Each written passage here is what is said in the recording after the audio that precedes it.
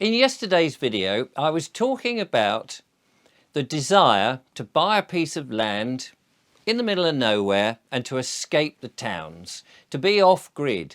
And I was also saying, wouldn't it be great to not use the legislative way of doing things, but to actually buy in the old-fashioned way, using, say, gold to purchase a piece of land so that you've got a private transaction.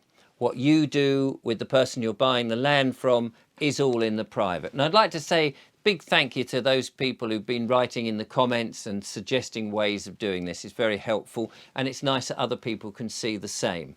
It's fascinating to learn from people who have already done it.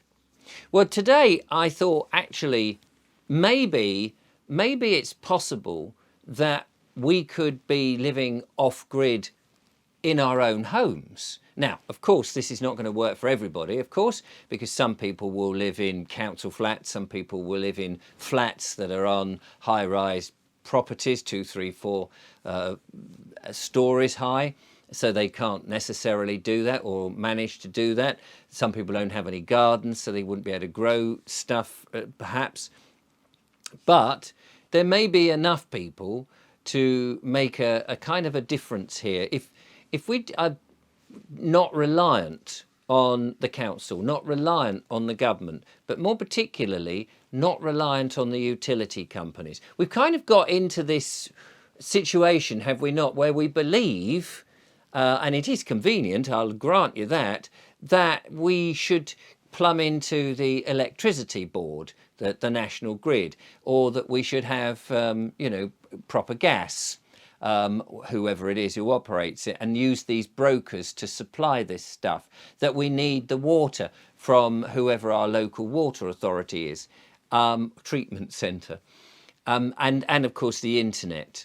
And yet, do we need to? That's a question that I'm asking in today's show. Could we become off-grid in our own house? I live in a 2-up, 2-down terrace. It's a very humble, basic house. And I've often thought to myself, when paying these utility bills, like so many people, and the price goes up and you've got no control over it, and they want to come in and read your meter, or they want to give you a smart meter and all that sort of nonsense, and you think, well, that's interfering with my life.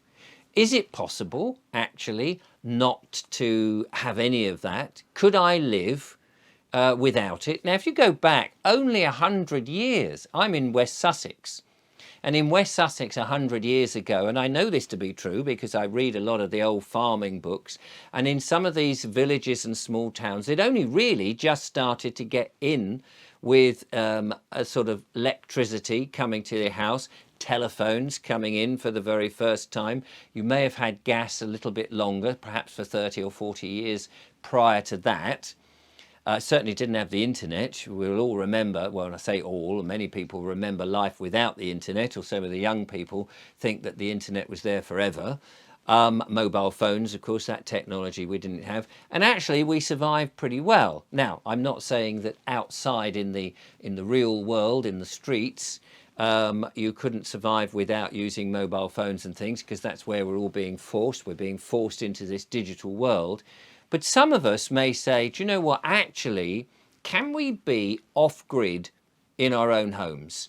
And I think it is possible to do that. It might be a bit frugal. We may have to change the way we think about things. Water might be the biggest issue, of course. Where would you get your water from? Could you collect enough rainwater and put it into those big barrels that you would have?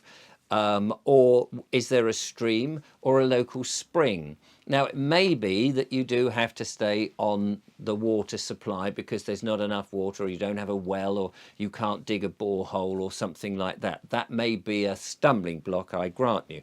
But electricity, do you need to be connected to the electricity? If I think in my house, yes, I've got my studio upstairs and I do a lot on the internet, and obviously I make these videos. But actually, if I was to strip that right down, I could just do everything from a laptop, still use my cameras, I could still edit. So from that point of view, I could use very simple batteries, and I could charge those with solar energy. Now, I could put solar panels on the roof, Would that be enough to operate the washing machine? Maybe not, but then I could wash things by hand in the bath if I can get enough water, or take them down to the seafront, which is going to be a bit tricky because it's salt water. And then you've still got, if you're going to drink the water, you've got to filter it or reverse osmosis it or distill it or whatever. And some of those processes are a bit expensive, or they use a lot of electricity, of course. But what else? The freezer is the other thing that I would want to keep going. But is there enough solar energy to keep my freezer going? Or should one go back to the old way and just have a larder? Just have a small area or a cold box where you keep stuff, and you keep stuff in there for as little time as possible. We've all got used to fridges, but fridges are really only a relatively new thing, and we didn't used to have those things. So maybe we could go back to that. The internet, obviously you can buy these cards now, pay as you go. You wouldn't necessarily need to be connected. Okay, there is the Wi-Fi problem and EMFs, electrical magnetic frequencies, but we can use Faraday cages, we can switch it off, we can put it into airplane mode, we can actually minimize our exposure to that as much as possible. What else? Gas. Well, I don't use gas, but some people do. Now, what would you do to cook your food? Well, I have a wood-burning stove, and I use the wood-burning stove to heat the water in the house. I use the wood-burning stove to dry my washing. When I've washed it, I put it on a washing line in the kitchen, and overnight that will dry it. And I use my wood-burning stove all year round. I buy my wood locally, so I get it from a chap, and I pay him. The money I pay him goes to him and therefore into the local economy. And I'm not giving it to the big six. So I think one could go back into the private, even in a terraced house or, you know, whatever, in your own home, relatively easy. But it may be that you have to change how you live. It may be more frugal. You may not have so many lights on at night. You may not want to watch the television quite so much. Well, I would recommend not watching the television at all, because the mainstream media is full of fear and lies. And you may want to have you may need to have a much more simpler life. But actually, as you go back into a more simpler, less distracted life, you find, it takes time to adjust, of course, but you find that actually it's more wholesome. One of the other things that you might decide that you would do if you've got, say, a wood-burning stove is to cook more of your own stuff from raw ingredients. Going into the private is staying out of the public. Now, the public, it's a bit of a misnomer, really, because really it's not so much the public out there anymore, it's the corporate. So it's really the choice of being in the private or in the corporate. The courts are all corporations now, so you think of it being a public court, but it isn't. The government, you think that's a body of people there who are there to help you. Well, they're corporations. The councils are corporations. The police are corporations. The bailiffs are corporations. All the authority and the governance is all authority operating in the legal system. But when you're in the private, you remove yourself from that. As a living man or a living woman, you don't have to be in their system. And the great thing, I think, is if you can move yourself off grid, and if more people did that, think what message you'd be sending. You'd no longer be funding them with your sweat equity. You'd no longer be giving them your money all the time, and it would undermine the corporation. We've seen in this country the corporate takeover of everything, but corporations only exist, I mean, they are effectively just a concept. They only exist with people operating them and giving them their lifeblood in terms of the currency of money coming in and going out. But if we remove ourselves from the corporate world, the public, and we live in the private, that doesn't mean to say that we stay as hermits or anything like that. We can transact with one another and support family-run businesses or people who operate their own business on their own. Business is different to corporations. We can still exchange value for value, of course, but the corporations, they operate on a completely different level. They have their shareholders who they operate for. They have their CEOs and their boards of directors who they operate principally for. Down the list, then they have the employees, and finally they have the customers. And we're the customers, and we generally are just a number on a screen.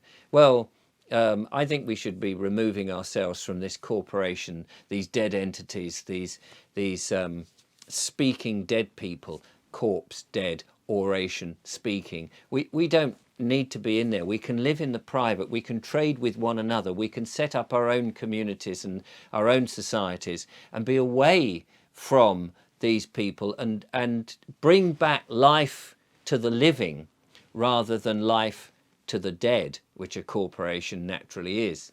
So if we could undermine the authority by saying to them, actually, we don't need your electricity anymore. We're doing it ourselves. We're taking back responsibility. We don't need your gas. We don't know. We are responsible for ourselves. We've set up a community of like-minded people and we can trade with one another.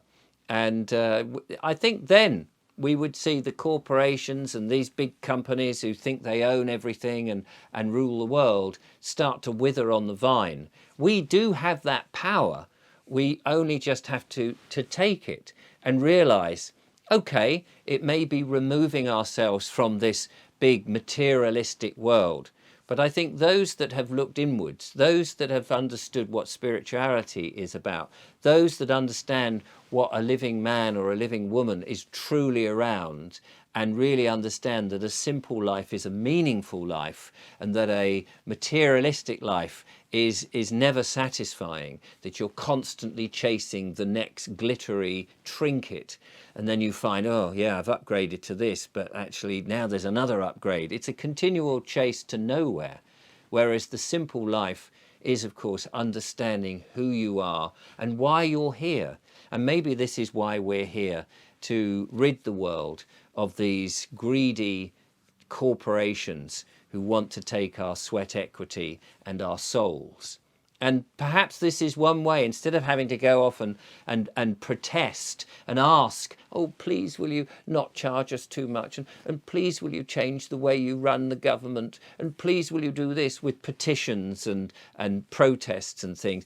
Actually, we can quietly do this very easily by just withdrawing our services, our money from the utilities and the government, and just form our own bonds with one another, the living men and women of this country, and be in the private where we are untouchable.